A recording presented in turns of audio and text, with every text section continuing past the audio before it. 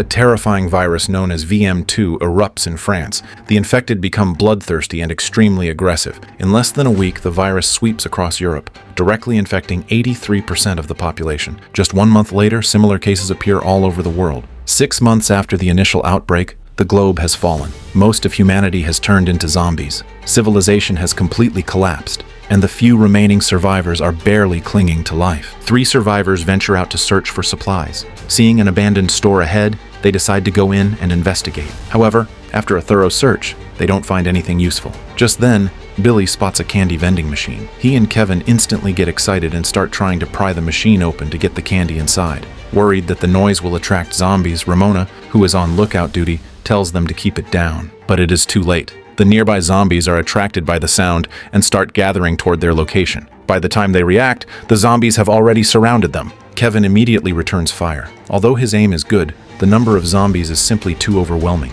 and he is instantly swarmed. Billy, standing nearby, also falls into a crisis, and only Ramona manages to escape the immediate danger. Watching her companion being attacked by the zombies, she hides in fear, daring not to make a single move. Just as Billy is about to lose his life, a group of survivors suddenly charges into the zombie horde.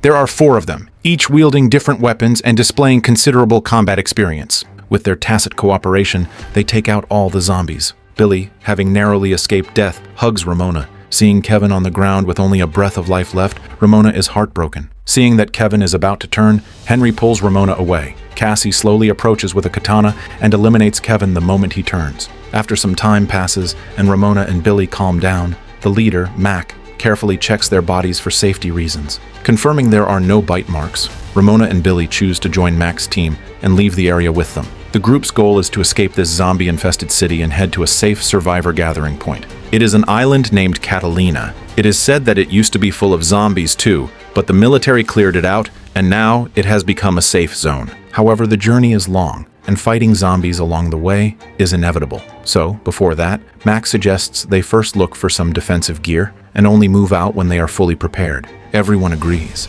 At this point, they chat about some facts regarding the zombies. It turns out they are just like humans. Older zombies move slowly and are much easier to deal with. The real fear is encountering the young zombies. They are the apex predators among the zombies, agile and incredibly fierce. Once targeted by them, the chances of survival are very low. Soon, they successfully find a large shopping mall where all kinds of tools are available. After confirming it is safe, everyone splits up to search.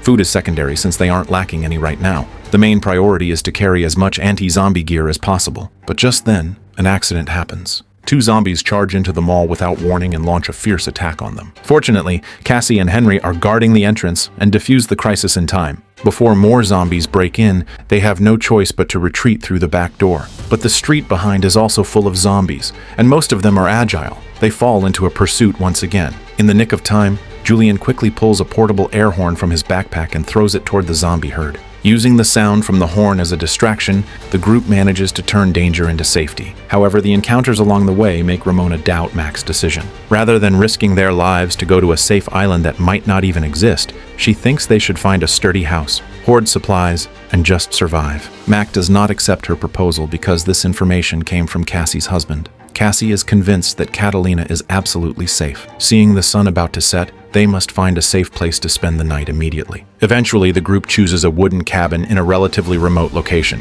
To celebrate surviving the day, Henry shares some canned food he has been saving for a long time. While everyone is eating happily, Ramona curiously asks about Cassie's husband. It turns out her husband is a military doctor. Before the city fell, he went to Catalina with his unit.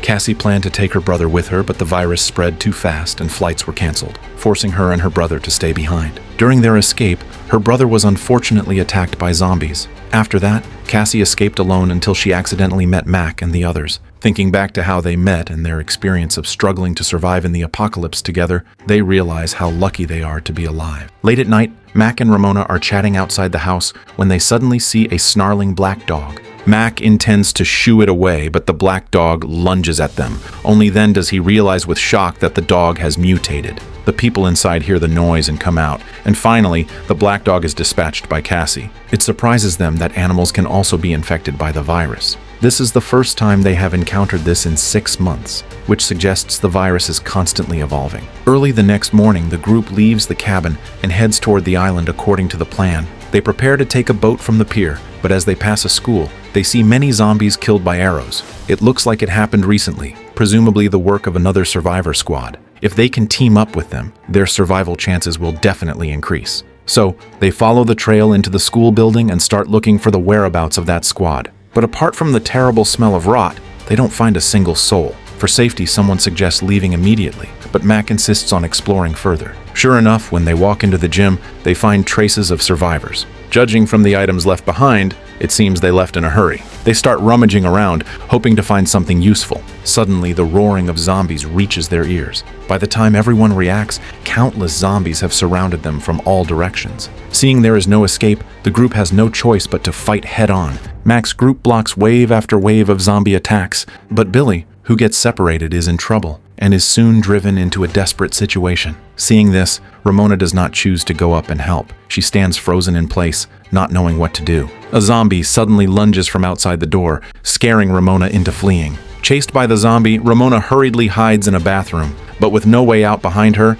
she has to choose to take out the zombie. Using a pillar as cover, Ramona finally succeeds in killing the zombie. Meanwhile, Mack and the other 4, after a fierce struggle, finally fight their way out of the zombie encirclement. However, Billy is still in danger. Facing his desperate cries for help, everyone is helpless and can only watch as he is swallowed by the zombie horde. Because another wave of zombies is closing in, they quickly close the main gate, trapping the horde inside, and finally escape the crisis. Later, the group finds Ramona in the bathroom. She remains frozen in place, still not having recovered from the shock of what just happened. When she learns that Billy didn't make it out, Ramona instead blames them for standing by and doing nothing. Julian explains that, given the situation, they could barely save themselves, but Ramona doesn't seem to buy it. They cannot stay here for long. Mack suggests everyone leave first and save the talk for when they reach a safe place. This encounter hits everyone hard. Even Cassie starts to despair, thinking they will die on the way to the island. Only the 3 men remain relatively calm. The reason they are risking their lives to go to Catalina is that it is their only remaining hope.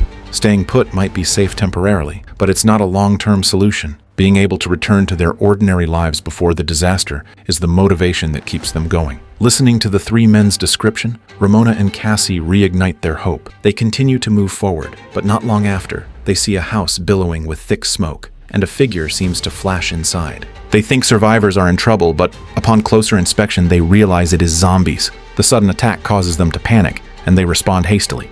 But when they try to retreat, they find it is too late. The sound of gunfire attracts all the surrounding zombies, and they are completely trapped. The scene instantly descends into chaos, and everyone's situation is dire. Cassie is entangled by a group of zombies. Seeing this, Henry decisively rushes over to help.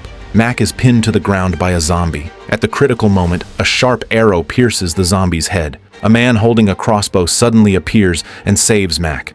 There are 3 of them in total, and each holds a crossbow. With their help, Mack and his 2 companions successfully escape danger. However, Henry and Cassie are missing. Under the circumstances, they can't worry about that much and can only flee the scene in a panic. Meanwhile, just as Henry and Cassie escape their crisis, they encounter an even bigger trouble, a massive zombie. Henry uses all his strength to smash the opponent, but it has no effect at all. Terrified, Henry and Cassie turn and run, but the zombie chases closely behind. This guy is not only durable, but also incredibly fast. Seeing that they will be caught sooner or later, Henry has to find a way to resolve it. He tells Cassie to keep the zombie occupied while he finds a chainsaw in an abandoned car nearby. At the same time, the zombie turns and lunges at Henry, but no matter how strong its flesh is, it cannot withstand the cutting of a chainsaw. After successfully solving the problem, they immediately leave the scene. Meanwhile, Mack and the others have been led to a temporary camp by the strangers. It turns out they also intend to go to Catalina. The leader, a man named Brockton, tells Mack that every Friday, people on the island send a boat to the pier to pick up survivors. But the road to the pier is full of zombies, and passing through is not easy. Therefore, Brockton hopes everyone can team up.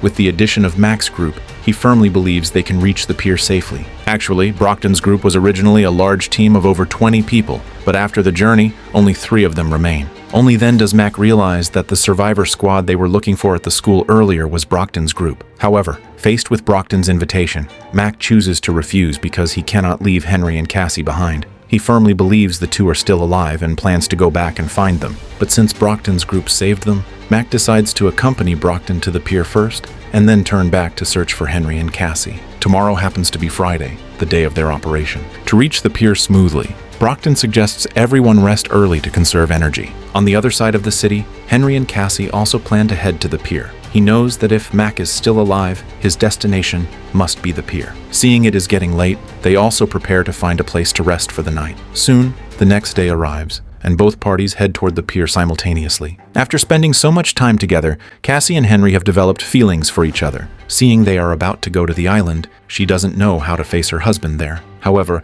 Henry tells her not to worry. As long as Cassie is happy, he is willing to let go. With the sharpshooters from Brockton's squad, Mack's group makes smooth progress. Crossbows are highly effective against zombies. They don't create much noise, and the bodies of fallen zombies can be used to draw the attention of other zombies. What's more, they will even feed on their own kind, making this tactic especially effective when large numbers of zombies are nearby. The squad could have reached the destination quietly just like this. But just as Julian prepares to use a roadside portable toilet, he finds a zombie inside, and the resulting commotion attracts several nearby zombies. A zombie tackles Julian. Fortunately, Brockton acts in time, or the consequences would have been unimaginable. Although they take out the zombie in time, they disturb a zombie herd not far away. The original plan is disrupted, and everyone has to choose to run. Before the zombie herd catches up, they hurriedly hide in a van. Luckily, the zombies don't spot them. Unluckily, Julian suddenly feels pain in his arm. He takes a closer look only to realize the grim truth. He was accidentally bitten on the arm by the zombie moments ago.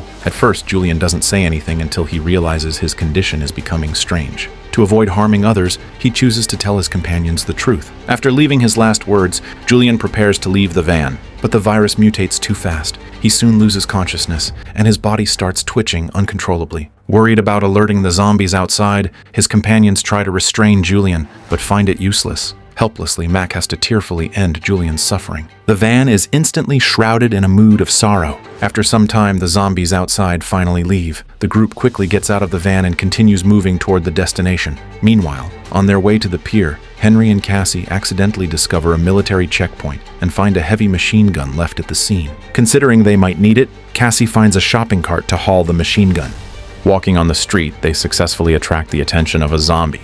Seeing the weapon in their hands, the zombie actually runs away in fear. From this action, it is not hard to see that zombies have evolved intelligence. However, what surprises them even more is that the zombie wasn't running away, but going to get reinforcements. But Cassie isn't panicked at all. With a heavy weapon in hand, it's the perfect time to test its power. The heavy machine gun is indeed powerful, clearing all the zombies in an instant. The only downside is the lack of ammo. However, the noise they make happens to attract Mack's group nearby. The two sides successfully reunite, but a large group of zombies is still following them. Fortunately, they are very close to the destination, and the group starts to sprint with all their might. Inside the fence is the pier. They quickly find an entrance. Under the cover of the archers, Mack successfully opens the gate, keeping the zombies out just in time. But strangely, there isn't a single zombie to be seen on such a large pier. Could it be that the military cleared them? The group walks forward cautiously. Only then does Cassie realize Julian is missing from the crowd. Upon learning the truth, Henry and Cassie fall into the sadness of losing a teammate again.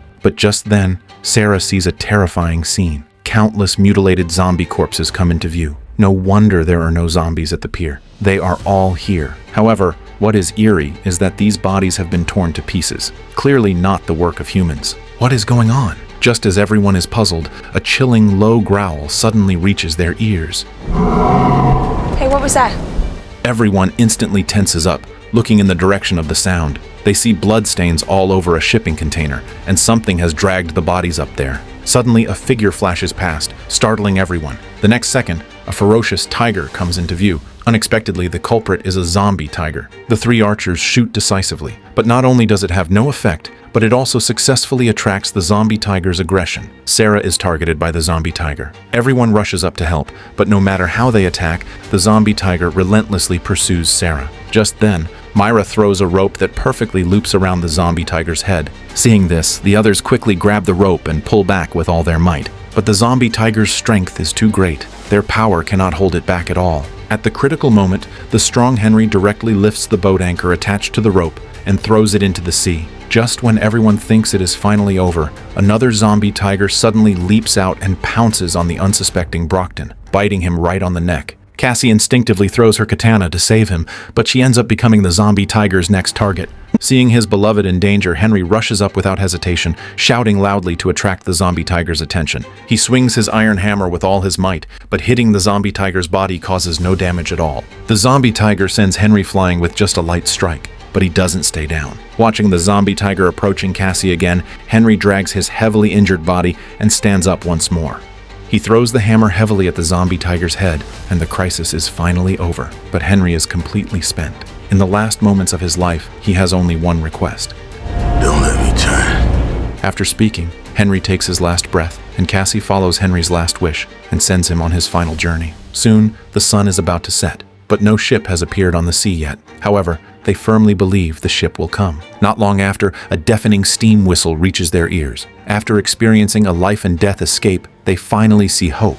As everyone knows, if a movie is obscure, it's usually mostly bad, and this film is no exception. The plot follows traditional zombie movie tropes, and aside from some illogical plot points, there isn't much to complain about. The real problem lies in the terrible special effects. You can clearly see the zombies wearing cheap rubber masks, and the zombie tiger that appears near the end is especially hard to take. However, once I saw the production company behind the film, everything suddenly made sense. This is the same American TV channel, Sci-Fi, known for producing Sharknado and specializing in absurd sci-fi horror fare. This company focuses on low budgets, but the scripts are original. However, the series they invest in are quite the opposite. Shows like Stargate and The Strain are high-rated classics.